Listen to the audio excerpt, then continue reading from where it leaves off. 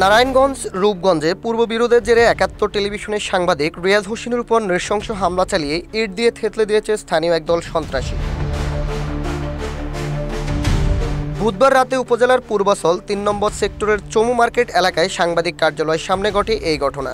আহত সাংবাদিক রিয়াজ হোসেন জানান, রূপগঞ্জ সদর ইউনিয়নের সালাম মোল্লার ছেলে ফারুক মোল্লার সঙ্গে তার দীর্ঘদিনের বিরোধ চলছিল। এর জেরে ফারুক মোল্লা ও তার ছেলে বাদন মোল্লা, ইমন মোল্লা, পাহিম মোল্লা, সুমন মোল্লা, কাজল মোল্লা, রিজবি মোল্লা সহ আরও ৪-৫ জন অজ্ঞাতনামা ব্যক্তি মিলে পরিকল্পিতভাবে তার উপর হামলা চালায়।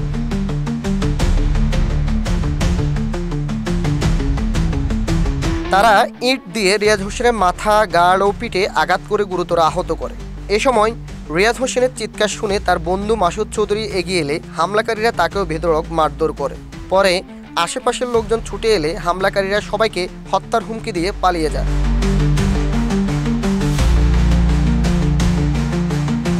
স্থানীয়দের সহযোগিতায় আহতদের উদ্ধার করে প্রথমে রূপগঞ্জ উপজেলা স্বাস্থ্য কমপ্লেক্সে নেওয়া হয়।